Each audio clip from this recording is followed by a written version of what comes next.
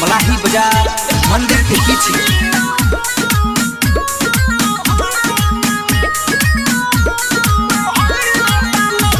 पहले ही रात में दहिया बर्बाद कैला हो, पहले ही रात में दहिया बर्बाद कैला हो।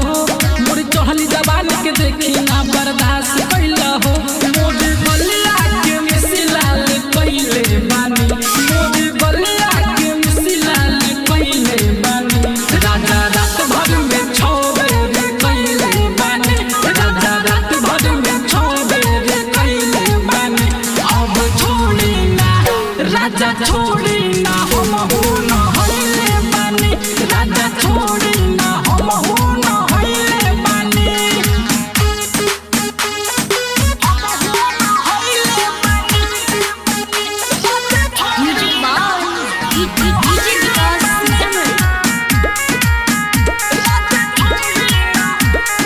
बिट्टू डीजे मलाही बाजार मंदिर के पीछे।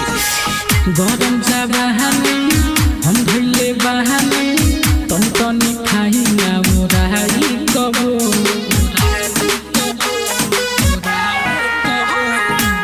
बाटे ही लहजा ले हर महाजा, इतना ना जानी हाई कबो। हरदम दुआ परेशान करिले, ओही पर खाली ध्यान धरिले। हम बतिया के सच सच कहतानी, हम बतिया के सच सच कहतानी। राजा रात भर में 6 बेर कैले बानी, राजा रात भर में 6 बेर कैले बानी। अब छोड़ी ना राजा छोड़ी ना हम हो न होइले बानी, राजा छोड़ी ना हम हो न होइले बानी। Music by DJ Vikas Sitamarhi.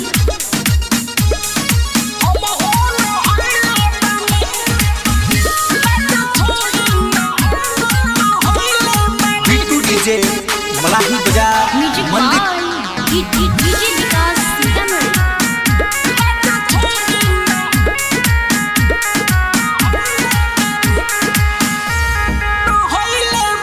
जखनी जरा मोह होई ना आज हो, आज घरे हमरा के छोड़ी देही, घरे हमरा के छोड़ी देही।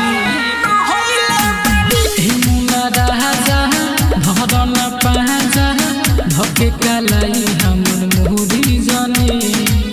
चंद्र मोहम्मद विश्वास करी जी, चंदन शर्मा हम पे आस करी जी।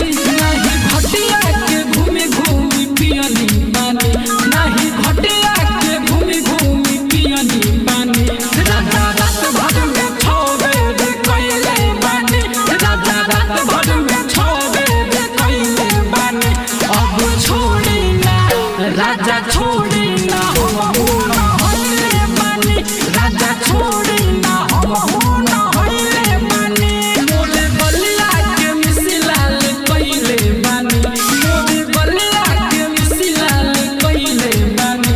राजा रात भर में 6 बेर कैले बानी, राजा रात भर में 6 बेर कैले बानी।